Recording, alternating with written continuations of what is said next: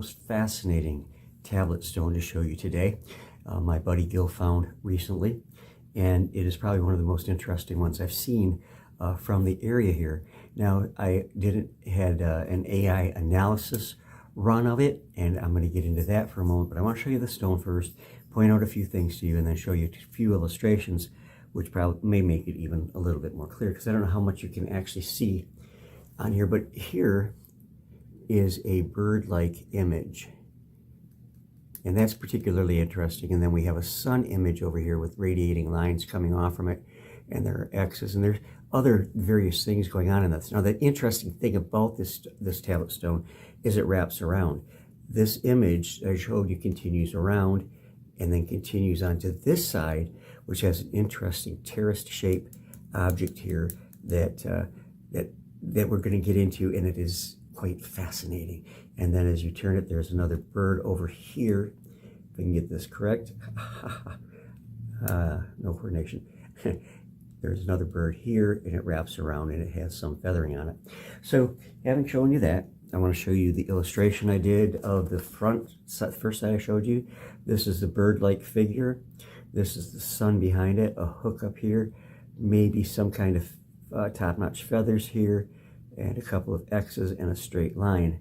So it is it's the most fascinating image. And the other side of it, it wraps around, as I said. So these ones that look like they're protruding are actually not. They're on the side that wraps around.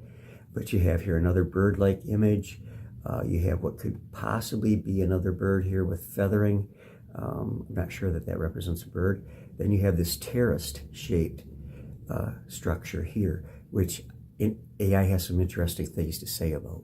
So let's put those down, and I'm going to share with you some of what artificial intelligence has to say about this particular piece, this very unique piece. First off, context. Saginaw, Michigan is located in the Great Lakes region, an area with rich history of Native American presence, particularly tribes like the Anishinaabe, which is the Ojibwa and Chippewa, the Ottawa and the Potawatomi, who are part of the broader Algonquin-speaking peoples. And the Saginaw Valley has been a significant area for archaeological finds, including tools, pottery, and effigy stones. And due to this, due to its proximity to waterways and fertile lands, which supported hunting, fishing, and agriculture. Now, AI is going to tend towards calling this an effigy. I agree 100%. It is a tablet stone, first and foremost. But it also could be considered an effigy, maybe in in a protracted form, I guess.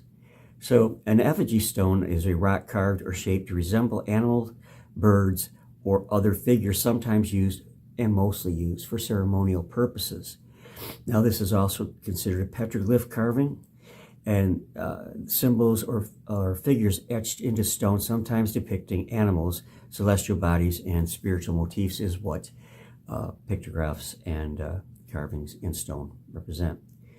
The stone itself is very thick. It's basalt, and the stone itself measures about 4 by 5 by 1.5 inches, and this suggests it could be a handheld object, possibly a ceremonial stone, a small tablet stone, or a decorative piece.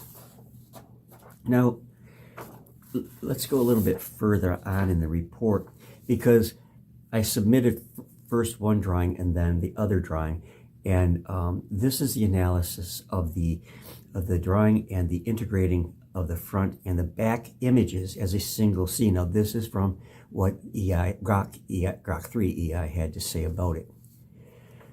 The second drawing depicts a different perspective of the same rock with the following notable features. The shape remains roughly oval, consistent with the previous sketch, suggesting a cohesive object. There's a prominent curved line at the top, possibly representing a head or other part of the bird figure from the first side, with a small protrusion that might be feathers or ears. The lower right section features a series of stepped or terraced lines, which could represent a stylized landscape or a symbolic structure.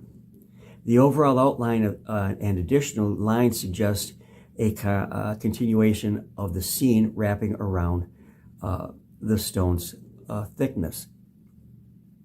It had more to say about this terraced shape as we get a little bit further on, which I think is highly significant. So integrating the front and the back as a single scene. The front side, the bird-like figure with a beak, wing feathers, patterns, and sun or star symbol with radiating lines, plus the X and line marking suggests a dynamic figure, possibly a bird in flight, or perhaps a celestial element. The backside, which was the second drawing, the stepped terrace-like feature and the curved head feather area might represent the bird's interaction with the landscape or a ceremonial platform. The stepped lines could symbolize a mound, a stylized horizon, or even a series of offerings or stages. I want to interrupt the narrative from AI there to say that it very much, to me, brought to mind at first glance of a stepped pyramid with a platform top. I was able to see some kind of like that down in Georgia at a couple sites, but it very much resembles a stepped pyramid. So let's continue.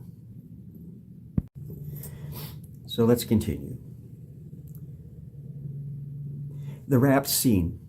Imagine the bird figure from the front extending around to the back, where its body or tail might connect to the terraced area. This could depict a narrative scene, such as a bird, a thunderbird or an eagle, descending onto or rising from a sacred mound or landscape.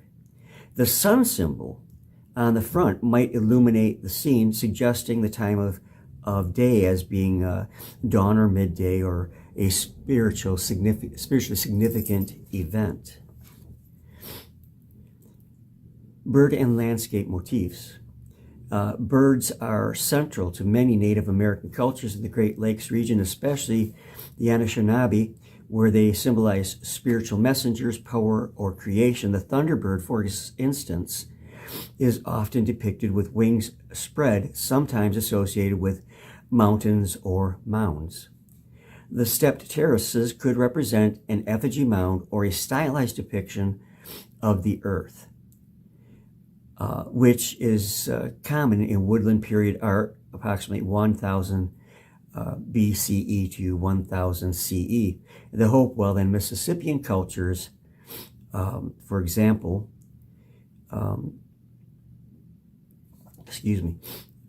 which influenced the Great Lakes region, are known for mound building and symbolic carvings.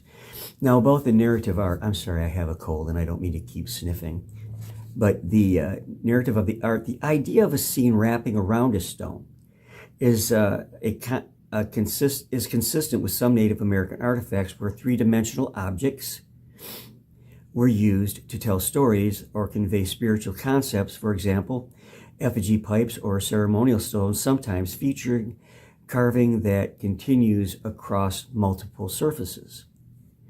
I might add, this is the only one I've seen come from this site that actually does that. It's pretty amazing to me.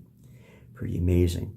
This could depict a creation story, a journey, or a ritual event. Perhaps the bird interacting with the land or sky, with the sun symbolizing life, or divine presence.